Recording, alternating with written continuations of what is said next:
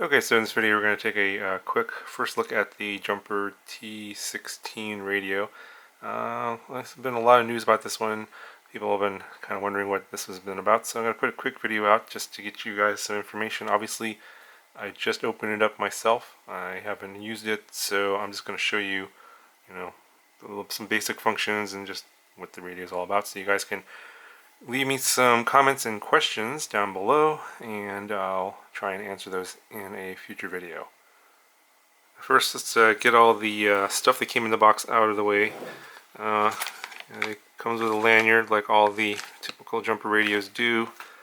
You get a USB cable. It's like a mini USB cable. Get a screen protector for the screen. It's a pretty nice screen. And then you get a few spare parts here. I think these are going to be for the gimbal, so those are available if you happen to need that in the future. And just take a quick look at the box and the packaging. So 2.4 gigahertz, 4.3 inch screen, LCD screen.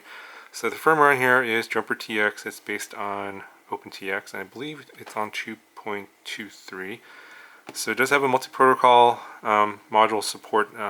It actually comes with a multi-protocol module like the T12, but it will support Crossfire, R9, Spectrum modules, other type of JR modules will go in there. It does have a card for a micro SD card, or slot for a micro SD card, built-in speaker, has their ultra smooth, precise double bearing gimbal, so not Hall sensor gimbals, they would have said that here if that were the case. And yeah, it's got the 6 gear mode switch for APM and Pixhawk. Big screen here. I think this radio is pretty big compared to the T12, and you can see here, I think this is going to appeal more to airplane guys, especially guys that do long range perhaps, and with flight controllers. And let's just bring in the T12 here for size comparison. This is my daily driver. This is what I use every day. And I like the T12 because it's nice and compact and small. Things here has the multi-protocol module here in the back. I think this one has changed. They might have updated this. So take a quick look at this, and here's what it looks like now. So that micro U or the mini USB cable is probably for this to do firmware updates. You can see this module looks different. It doesn't have the dial on the back, and the bind button is not there, which you don't need because everything is operatable through OpenTX anyway. But yeah, so this will come out just like on the T12, and then you could put in a Crossfire or an R9M. And you can see here it's a standard JR module bay. Nothing too unusual about that one. This one here looks like it's a different multi-protocol module. JP 4-in-1-SE special edition maybe. Yeah. I imagine they probably have updated all the protocols in there to the latest releases. I know that people have been asking me about updating the multi-protocol module on this one, but I don't see any firmware updates for that one yet, so this might be on a different build perhaps, but we'll take a look at that here in a second. So there's a battery bay here, and I've already stuck in some batteries. It uses 18650 lithium ion batteries, and this little tray, these little 2S balance plug, and then that's the micro SD card slot there. And you can see here, just got a couple of Samsung 18650s here, and I don't think there's a way to charge this externally. I might be wrong about that, but it doesn't seem like it. It just pops in like that, and you just plug it in over here. And it is a little bit loose in there, so you can kind of hear it rattling around, so I might have to put some foam in there just to hold it in place. I'm comparing this to the FrSky Taranis X9D Plus. You can see the T16 is actually taller, and I believe the width is about the same. And in terms of weight, they feel about the same. I think T16 is actually a little bit heavier, so you're gonna need this lanyard hook there and carry this on your neck for safety. Yeah, they went totally big on this radio compared to the T12. It was a little bit, for me, I'm a little bit disappointed because I like the lighter, smaller radios. So I'm not thinking this is going to be my daily driver, but I will use it to make sure that I get a feel for what the radio is like. Okay, so we'll take a look at the radio. A ton of switches here. So let's start from the top here. So we got a 3-position switch here, SA and B, both 3-position switches, C and D. So all those are 3-position switches. You got a couple of dials up here on top. There is a centering detent here on this one, on S2, and also on S1. You've got these, I don't know what these are called exactly, sliders. So there's a left slider here, and we got a right slider on this side. And we have, let's see, got some more switches up top. SE, 3-position switch, 2-position switch for SF. G is a 3-position switch, and then H is a momentary switch here. And we have also on top, let's see, we got, I think this is a USB port here. Yeah, so this one, yeah, mini USB port, and not sure if that's an audio jack or a trainer port. You obviously, I think the mini USB, you can plug that into your computer for using on a simulator. Okay, you got we got a whole bunch of trims here. So you have 5 and 6 here, 3 and 2. So there's actually 4 over here, and then you have trims over here as well. So I'm not sure what these extra trims are for, 5 and 6. And here are your gimbals. Yeah, they feel pretty standard. They're not rough or anything. They do feel smooth. I think the sticks are adjustable in height. They are pretty short in the standard. You can see here. Yeah, they feel short too. I'm going to need to extend those. Okay, so I did extend them. It seems like that's the maximum amount that it'll go up. So maybe half a centimeter. Does feel better, but it just seems like there's some resistance in terms of being able to pull this all the way off to switch it with a different gimbal stick, so that could be a downside. And then we have some more buttons here. System button, return, got a dial here, or scroller rocker. So scrolls and you can click on it. Model button, page button, and telemetry button. And then you got your power button here. Let's go ahead and turn it on. So I think it's press and hold. Welcome to Jumper TX. Throttle warning. So it looks like the sticks are going to need to be calibrated. The stick was all the way down, but I still got a throttle warning.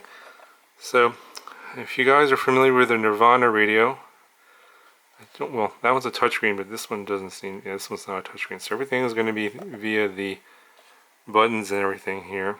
And yeah, it's going to give you a nice big screen reader, especially if you guys are into telemetry.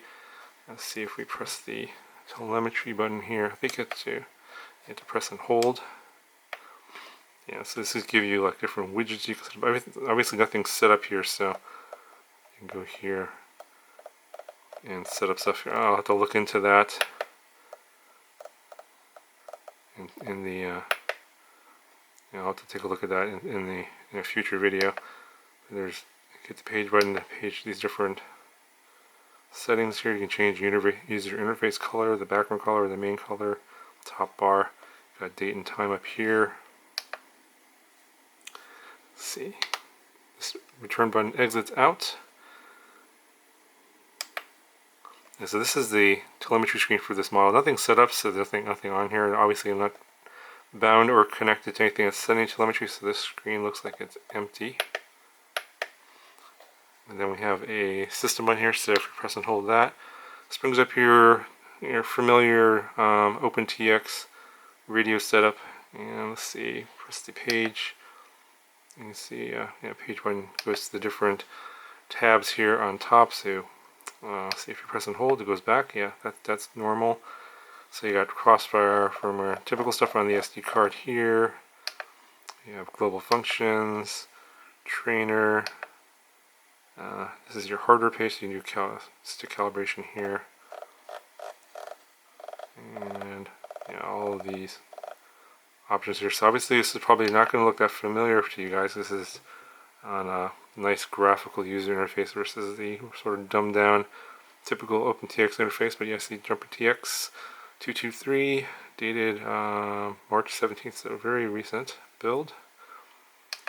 Go to the radius type here, so I've already put in the date and time. This is not that different. Just using the scroll wheel here to get down through all these options. So this looks all pretty much the same. Okay, so from the main menu, if you want to see your model, press the press and hold the model button. So bring up your model setup, and you got a whole bunch of different pages here for your typical model setup. So you got heli setup, flight modes. Should all be familiar. I don't think the setup here is going to get all that different. Just using the scroller and these buttons here, just going to be a little bit different. But the interface is this nice graphical color interface. This is all looking pretty normal and familiar here. You got the telemetry page. And let's go back to the beginning here. So if we go to the bottom of the model setup page, and there's no internal module here, so internal RF should be off. Got a multi-protocol module in there, and this one is set to FreeSky T16. But we should be able to pick the other options here. So let's go to the beginning. So off, PPM, XJT, DSM2, and Crossfire,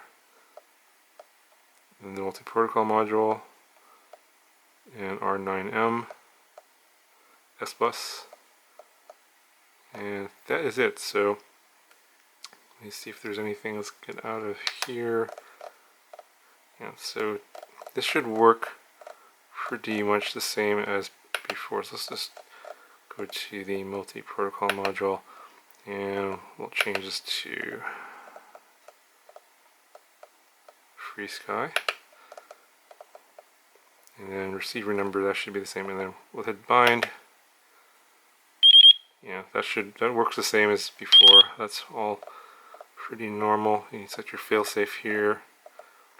So that's pretty much just like the way the T12 works. Just instead of the buttons, I'm using the scroll wheel. It all looks like it's pretty normal. So that's about it for the user interface. You got a battery readout here. Obviously, you'll have some sort of RSSI signal strength meter here.